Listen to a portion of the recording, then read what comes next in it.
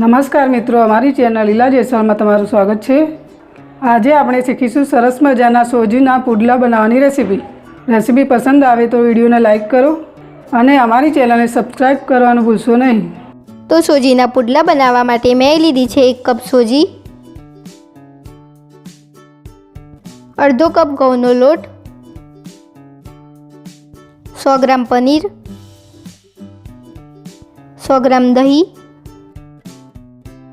શાકભાજીમાં લીધા છે અડધો કપ ચોપ કરેલું ફુલાવર, અડધો કપ ચોપ કરેલી કોબીજ, અડધો કપ શિમલા મરચાં, તમે ડુંગળી પણ નાખી શકો છો। પછી 1/4 કપ લીલા ધાણા, 2 થી 3 ચોપ કરેલા લીલા મરચાં, 1 ટીસ્પૂન આદુની પેસ્ટ, સ્વાદ પ્રમાણે મીઠું, પુડલા શેકવા માટે તેલ અને ખીરું બનાવવા માટે પાણી। તો ખીરું જલ્દી બની જાય એટલા માટે એક બ્લેન્ડિંગ જાર લઈશું। પછી તેમાં દહીં નાખીશું, પનીરને મસળીને નાખીશું જેથી તે જલ્દી મિક્સ થઈ જાય।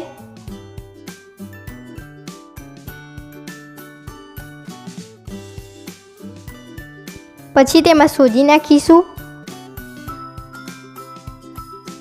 થોડુંક પાણી નાખીશું અને તેને થોડીવાર માટે બરાબર બ્લેન્ડ કરી લઈશું।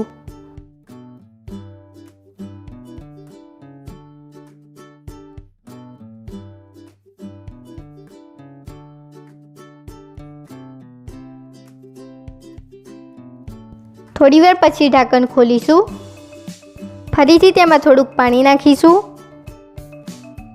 ઘઉંનો લોટ નાખીશું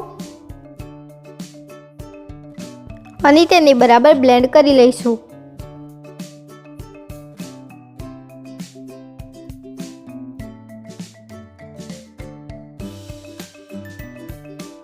તો આપણે તેને બરાબર બ્લેન્ડ કરી લીધું છે।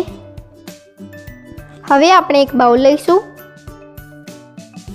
અને બ્લેન્ડ કરેલા મિશ્રણને તેમાં કાઢી લઈશું। મિશ્રણને હજુ પતલું કરવા તેમાં થોડુંક પાણી નાખીશું અને તેને બરાબર મિક્સ કરી લઈશું। મિશ્રણને બહુ વધારે પતલું કરવાનું નથી।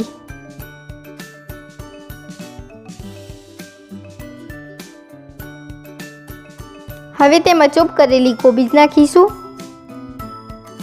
ચોપ કરેલું ફુલાવર નાખીશું, ચોપ કરેલા શિમલા મરચાં નાખીશું, ચોપ કરેલા લીલા મરચાં નાખીશું, આદુની પેસ્ટ નાખીશું, લીલા ધાણા નાખીશું,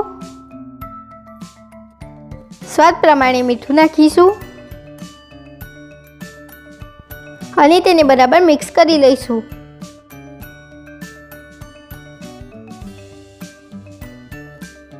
આપણું ખીરું આ રીતનું હોવું જોઈએ। હવે તેને 10 મિનિટ માટે ઢાંકીને મૂકી દઈશું। 10 મિનિટ પછી આપણે ગેસ ઉપર પેન મૂકીશું, તેમાં 1 ચમચી જેટલું તેલ ગરમ કરવા માટે નાખીશું, તેને થોડું ફેલાવી દઈશું, ગેસની ફ્લેમ ધીમી કરી દઈશું। પેન ગરમ થઈ જાય એટલે આપણે તેમાં ખીરું પાથરીશું। આ રીતે ચમચા વડે થોડું થોડું ખીરું લઈને પાથરીશું।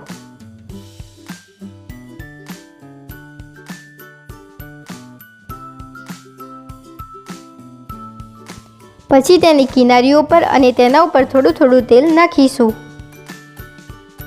પછી તેને ઢાંકી દઈશું અને મીડિયમ ગેસ ઉપર 2 મિનિટ સુધી તેને શેકાવા દઈશું।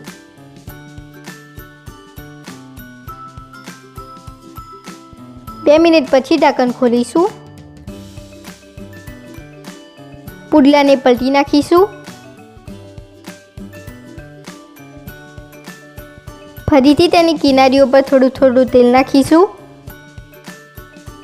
અને તેને બીજી બાજુથી ઢાંક્યા વગર શેકાવા દઈશું। થોડીવાર પછી તેને ફરી પલટી નાખીશું। આ રીતે તેને બંને બાજુથી ફેરવીને શેકીશું।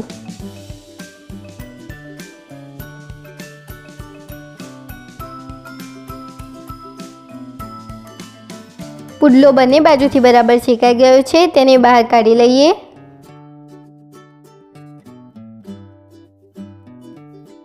આ રીતે બધા જ સોજીના પુડલા તૈયાર કરી લઈશું.